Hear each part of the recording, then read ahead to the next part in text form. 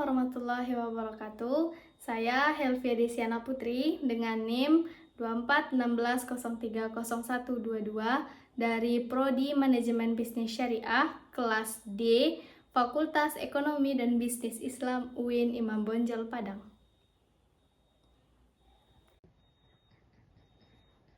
Baik, di sini saya akan menjelaskan bagaimana memasukkan data ke SPSS statistik. Nah, di sini kita sudah ada data, yang mana datanya itu dibuka di Excel. Nah, di sini ada data uji T independen dan data uji T Pairat.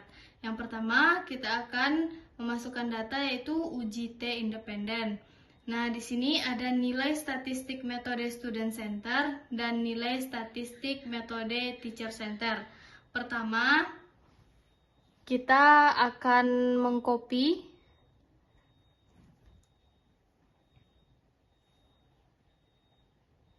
Ctrl C. Nah, setelah di copy, kita masuk ke aplikasi SPSS.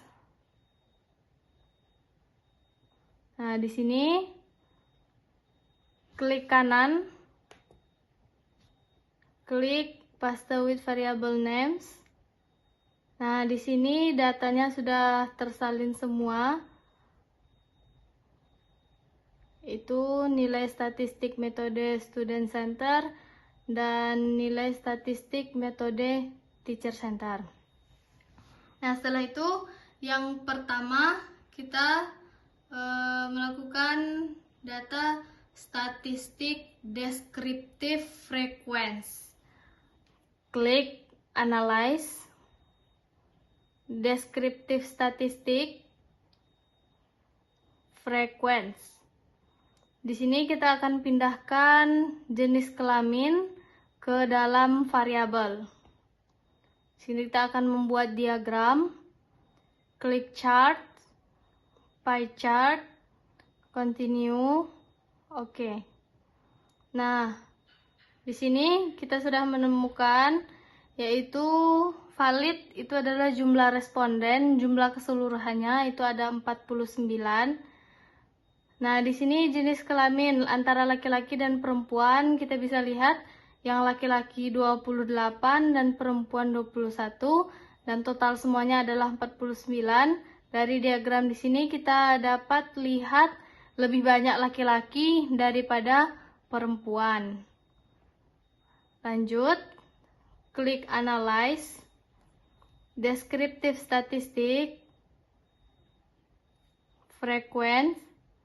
Nah, di sini variabel jenis kelamin ini kita keluarkan. Kita masukkan nilai statistik metode student center dan nilai statistik metode teacher center ke dalam variabel. Lalu klik statistik. Nah, di sini kita klik mean, median, mode, sum, standard deviation, minimum, dan maksimum. Continue. Oke. Nah, di sini kita nampak statistik valid yaitu jumlah responden. Itu valid adalah jumlah responden secara keseluruhan tadi. Min itu nilai rata-rata. Nah, di sini ada missing. Missing ini adalah data yang tidak terisi. Berarti kalau di sini 0 berarti data semuanya sudah terisi. Kalau seandainya ada 1 atau 2 berarti ada 1 atau 2 data yang belum terisi. Di sini kita nampak 0 berarti datanya sudah terisi semua. Lanjut, min itu tadi adalah rata-rata, median, nilai tengah, mode atau modus itu nilai yang sering muncul. Standard deviation, minimum, nilai paling kecil, maksimum, nilai yang paling besar. Di sini adalah tertera 100, berarti sama ya. Di nilai metode student center dan teacher center nilai maksimumnya sama-sama 100. Sum itu nilai secara keseluruhan, jumlah keseluruhan ini. Selanjutnya itu ada analisis deskriptif. Klik analyze, deskriptif statistik, deskriptif. Nah, di sini kita akan memasukkan data nilai metode student center dan teacher center ke dalam variabel. Lalu kita klik OK. Nah, di sini kita lihat diagramnya.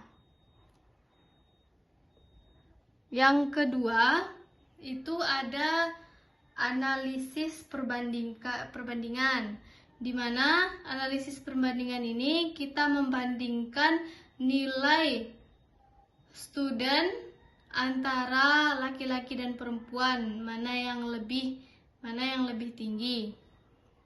Selanjutnya itu kita akan klik analyze, compare mean,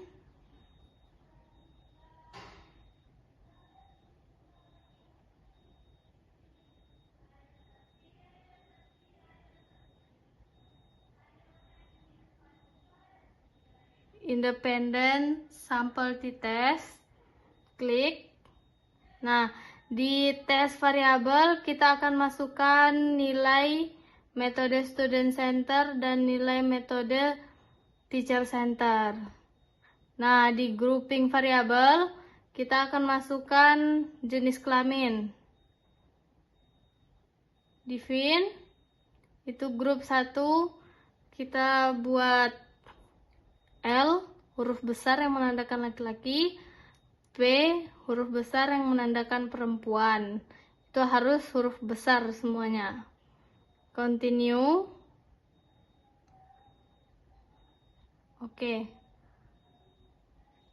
Nah, di sini kita lihat menemukan independent sample test. Di sini kita akan melihat di signifikan.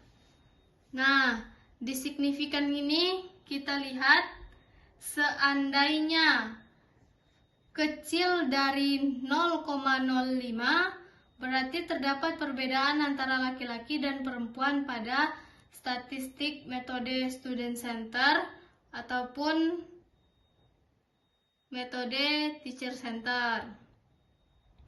Nah, begitupun sebaliknya. Kalau besar dari 0,05 berarti tidak ada perbedaan antara laki-laki dan perempuan pada statistik metode student center maupun teacher center.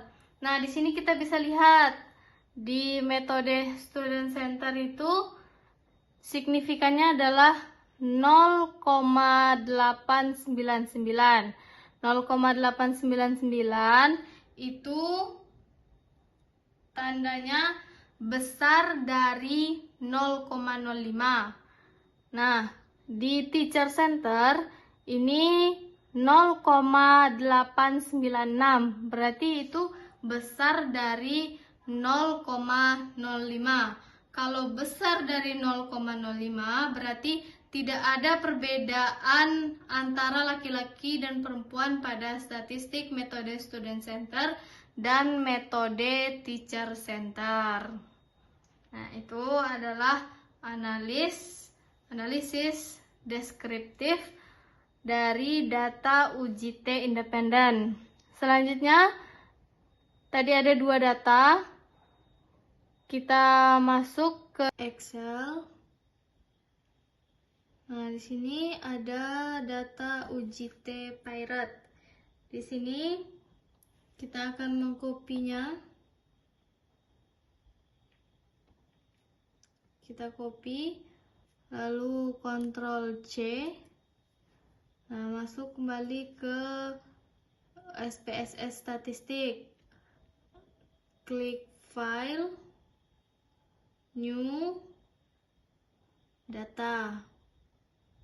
Sini kita arahkan kursornya ke kotak pertama, klik kanan, lalu paste with variable names.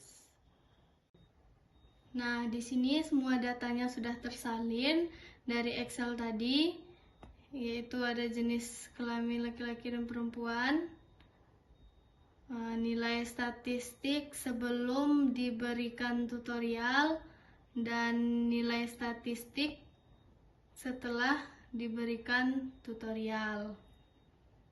Nah, di sini kita akan melakukan analisis perbandingan. Analisis perbandingan yaitu klik Analyze, Compare Mean,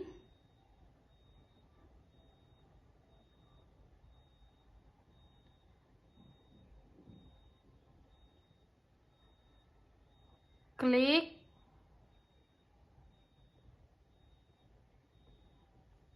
Pirate Sample T-Test. Nah, di Pirate Sample T-Test ini kita akan masukkan nilai di variabel 1, itu masukkan nilai statistik sebelum diberikan tutorial, dan di variabel 2 kita akan masukkan nilai statistik setelah diberikan tutorial. Nah, setelah itu klik OK.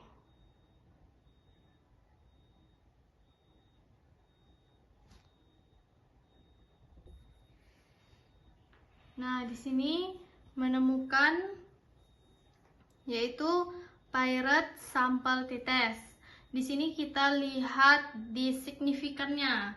Di sini kita lihat di signifikannya. Sama seperti tadi, kalau seandainya nilainya tadi kecil dari 0,05, berarti terdapat perbedaan antara laki dan perempuan pada nilai statistik sebelum diberikan tutorial dan setelah diberikan tutorial. Kalau besar dari 0,05, berarti tidak ada perbedaan antara laki-laki dan perempuan pada nilai statistik sebelum diberikan tutorial dan setelah diberikan tutorial. Nah, di sini kita lihat dari yang ini, tuh. Dari signifikan yang tuh-nya. Ini adalah 0,725. Itu berarti besar dari 0,05. Kalau besar dari 0,05, artinya tidak terdapat perbedaan antara nilai statistik sebelum diberikan tutorial dan setelah diberikan tutorial. Selanjutnya yaitu kita akan melakukan uji normalitas. Melihat data ini normal atau tidaknya. Yaitu klik Analyze, Descriptive Statistic,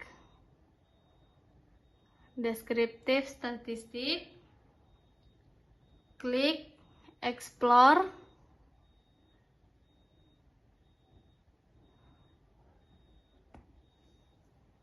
nah di sini kita akan pindahkan nilai ke dependent list, nilainya saja, nilai sebelum dan sesudah tutorial. Nah, setelah itu klik Plots, klik Normality Plots with T-Test,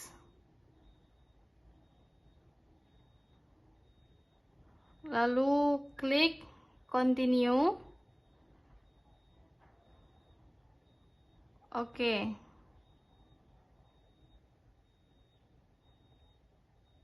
Nah, sampai kita menemukan test of normality.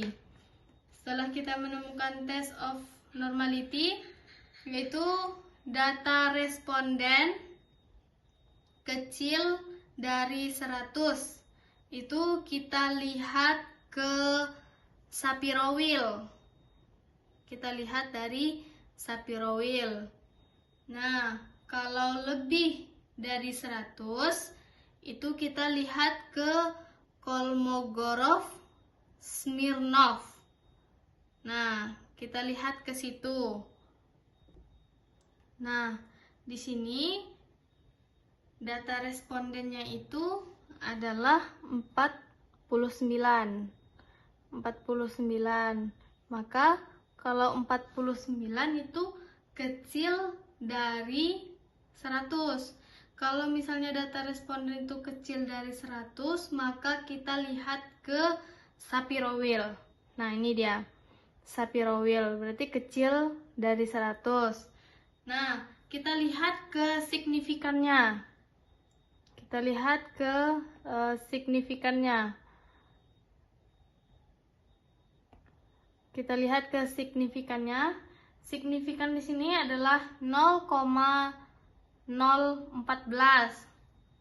Jadi, dikatakan normal itu jika signifikannya lebih besar dari 0,05.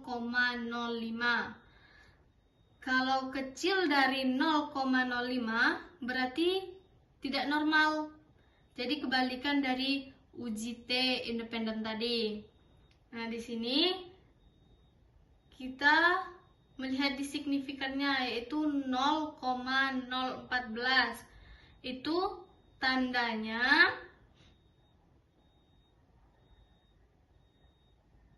itu berarti bisa dikatakan normal karena dia lebih besar dari 0,05. Kalau besar dari 0,05 berarti bisa dikatakan data tersebut normal. Jadi kebalikan dari uji T. Mungkin sekian penjelasan dari saya. Wassalamualaikum warahmatullahi wabarakatuh.